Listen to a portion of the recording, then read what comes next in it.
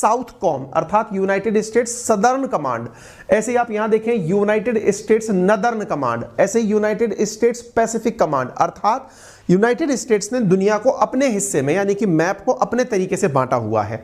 ये कमांड का अर्थ आप समझ रहे हैं, जैसे eastern command, western command, central command देश की सेनाओं के लिए होता है अपने देश में, अमेरिका ने पूरे वर्ल्ड को इस प्रकार से बांटा हुआ है, यानी कि अपने आप को इसने यूनाइटेड स्टेट्स नदर्न कमांड, यानी इनके जो जनरल होते हैं वो इतने बड़े क्षेत्र के जनरल, यानी इस क्षेत्र में आप सोचिए ना, लगभग दुनिया के 80 से अधिक देशों के अंदर इनके 150 से अधिक ठिकाने हैं, यानी कि इनकी सेना हर जगह व्याप्त है। तो ऐसी स्थिति में वहां का कोई ना कोई तो सेंट्रल हेड होगा, कोई ना कोई तो एरिया प्रभारी होगा, तो एरिया प्रभारी के नाम पर इन्होंने दुनिया को कुछ इस प्रकार से बांटा हुआ है। ठीक है, अब आपको इस तरह से समझ में आ जाना चाहिए कि यूनाइटेड स्टेट्स का जो सेंट्रल कमांड है तो उसका जो हेड होगा अपने आप में वो भी कोई जनरल रैंक का आदमी होगा।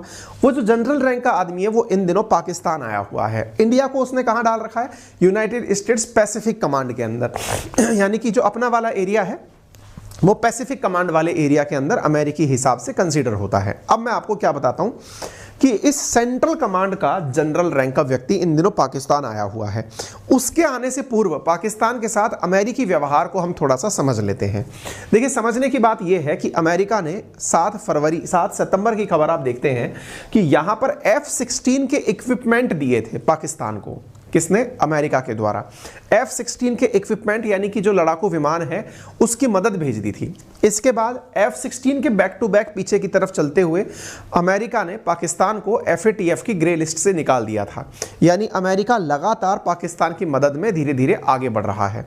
आपने इस प्रकार से हमारे द्वारा एक खबर भी सुनी थी जिसमें हमने कहा था कि शहबाज शरीफ को अमेरिका के द्वारा उसकी वफादारी का इनाम दिया गया है। कौन सी वफादारी? वफादारी ये कि इन्होंने जिस प्रकार से अलकायदा के द्वारा, अलकायदा का जो हेड था अल जवाहिरी, उसको मारने का काम किया, अमेरिका के कहने पर अफगानिस्तान के अंदर अमेरिकी कार्रवाई करवाने में पाकिस्तान ने जो मदद की उसकी वफादारी के इनाम स्वरूप इन्हें ग्रे लिस्ट से बाहर निकाला गया।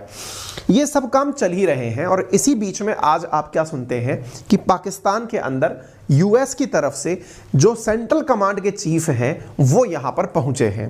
अब आपके दिमाग में सवाल यह आएगा कि अमेरिका पाकिस्तान के इतना करीब क्यों आ रहा है और ऐसी स्थिति में भारत के प्रति उसका रवैया क्या है? क्या भारत के खिलाफ कार्रवाइयां कर रहा है अमेरिका? ये सारे सवाल आपके दिमाग में बनेंगे।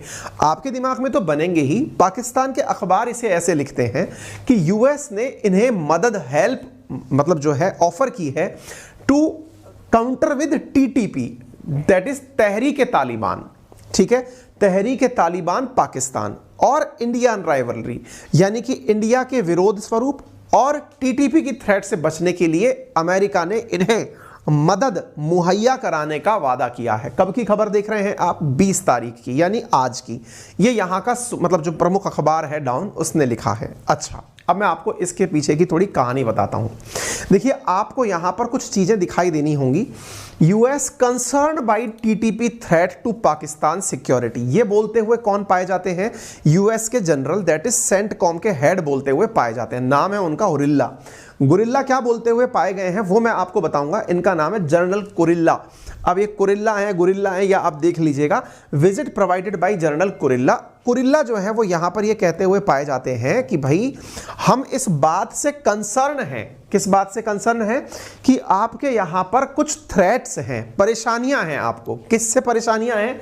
तहरीक तालिबान पाकिस्तान से परेशानियां हैं। ये कौन बोल रहा है? अमेरिका बोल रहा है। किसे बोल रहा है? पाकिस्तान को बोल रहा है। क्यों?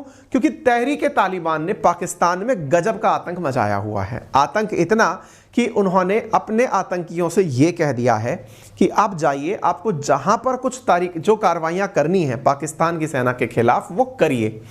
अब आपको क्या लगता है कि अमेरिका इन्हें तहरीक तालिबान से बचा पाएगा? नंबर एक बात। नंबर दूसरी बात, बचाना तो छोड़िए, लेकिन सबसे पहले यह तो बताइए कि यह असल में तहरीक तालिबान इतना ज्यादा आक्रामक हुआ क्यों?